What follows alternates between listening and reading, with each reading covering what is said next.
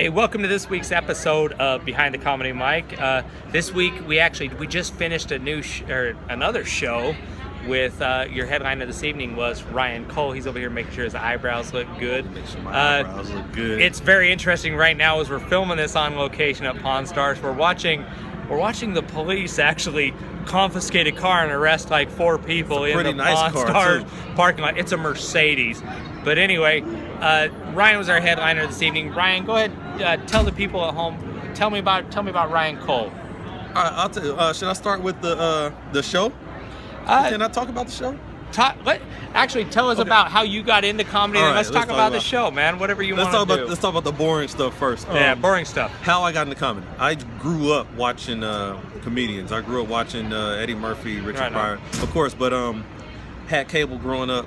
And before Comedy Central was Comedy Central, it was a channel called the Ha Channel, and I guess it was by the producers of MTV. But all night, like I would fake like I was going to sleep, and my parents would go to sleep. Then I would stay watching the Ha Channel, and they just have comedians on all night, just funny stuff like Ren and Stimpy, Beavis and Butthead, and all that type of stuff. And it was just like when I saw comedians, I started finishing their jokes for them, but I was finishing it better than they would. You know, not to say that I'm better, but I was like, he could have had a better punchline than that. Yeah. So what's something in your point of view where exactly that's what a lot of people at home, when you look at thinking, going, this is funny, that's funny. Sometimes if we can portray our point of view to make people realize how funny it is, it totally makes the day. You know, if they see the joke through your eyes, all of a sudden everybody's going, damn it, that's great. I understand why. So no, I totally know what you mean. I grew up the same way. I watched Eddie Murphy, George Carlin. I mean, I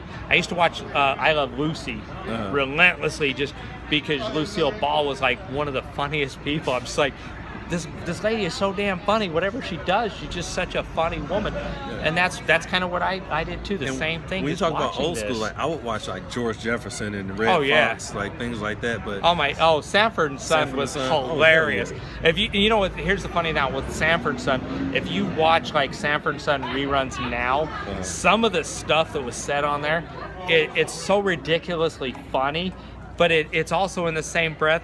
It's so out there that if you say it on regular TV now, they will call you out for being the most racist or lambastic bastard you could ever imagine. Same thing with the Jeffersons. Oh yeah, and the Jeffersons. Oh, and All in the Family. Yeah. You watch those shows, and I mean, us as kids, we watched it and we laughed. We're going, God, that is hilarious.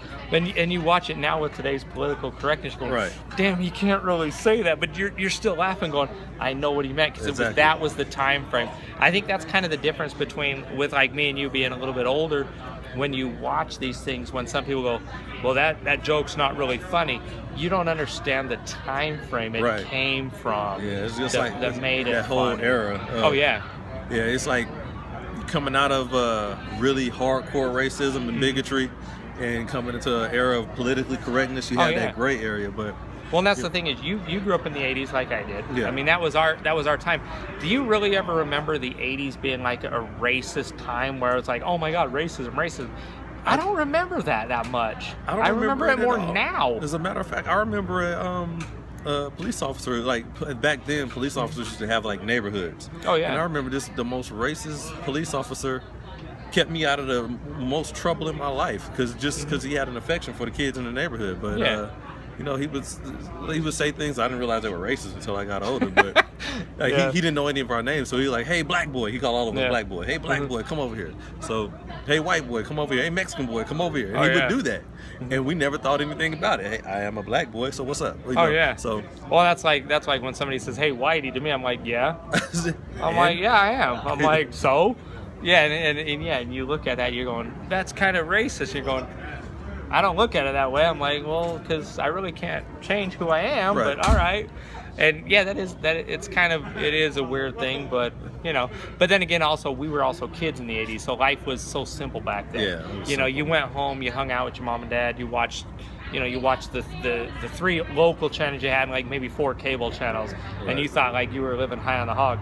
Now we've got 10,000 channels, we've got the internet, we've got so much other shit you're exposed to, going, wow, we actually had it good. Our first 13-inch TV, man, we were like, this is color television or black television? It was color. Black and white, no? Color? Well, we had a black and white 10-inch and then one day my dad brought home a color 13-inch. And that was the shit. That was like the greatest thing on earth. So. Oh yeah, and the funny thing is that 13-inch color television was huge. It didn't do shit but get about 4 channels, and then you had to hold like tinfoil on the antennas to make an extra channel. The antenna broke, so we had to use a clothes hanger. Usually you were the antenna if your dad was watching something he wanted. Right. But that's kind of what it is. And now, like with us, we're recording right now on my phone. Right. Which it's so crazy because our phone does so much more than even like the first computers. Oh yeah. We 1080p. We had like a VIC 21 computer. Commodore 64. Commodore 64. The That's Texas Instruments. Thanks, buddy. I appreciate it. Ricky Byrne.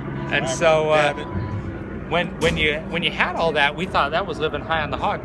Now I've got an iPhone 6 Plus is what I use, and it's got so much shit on it. I don't even use everything on my phone. Still Android, Team Android. I can't afford the other stuff. So. You know what though? Androids, iPhones, it doesn't matter. Whichever you use, they're both so good. Oh yeah. When people get online and they start fighting, like this one's better, that one's better, it's like you want to just get on and go, just shut the fuck up. Do the same damn thing. It's like they both have the same shit. They do really great stuff, and you can't use 99% of what the phone does because the phone's smarter than you. Exactly. Learn to spell they, there, and the, and that's what it is. So, and we wanted to talk about like the show, which was kind of a weird thing tonight. Behind the comedy scenes, a lot of times, I'm standing on the patio, kind of talking to their comics. We're gonna say, hey, we're gonna come up. We're gonna take the picture, kind of end the show up. And a lot of people don't see this from other than you see what's on stage, what's posted. But it was weird because we're kind of watching. We were watching an arrest go down in the parking lot but we're in Vegas, so arrests go down all the time. The weirdest part was there was 5 beautiful girls here from London, England, really nice people. The one girl had a fainting spell, and I didn't know what was going on. I happened to be standing by the door right as the door opened. The girl fell, and luckily I turned around at the right time and ended up catching the girl, holding her head, and letting her fall to the ground and put her purse under kind of as a pillow. And the weirdest part is Ryan's up on stage doing a great job. I was. And all of a sudden, like half the room emptied and wanted to come out to see what I was doing. And me personally as the host, all I want to do, I want to get the show going. I want the show to be good. I want the show to be entertaining. And I never want to take from the show. It's kind of weird that, I never want to try to take from the headliner because I'm billing it as it's the Ryan Cole headlining show. All of a sudden, half the room empties to watch me hold this little English Asian girl, actually, from hurting herself. And then all of a sudden, I kind of walk back in, and then this is where Ryan will tell you kind of like what happened. But so, what did you see from your aspect? So I'm on stage doing a great fucking show. The show was awesome. People were laughing, falling out of their seats. So I thought I just made another person laugh and fall over. She fell out of her seat. Yeah, she fell out of her seat all the way outside.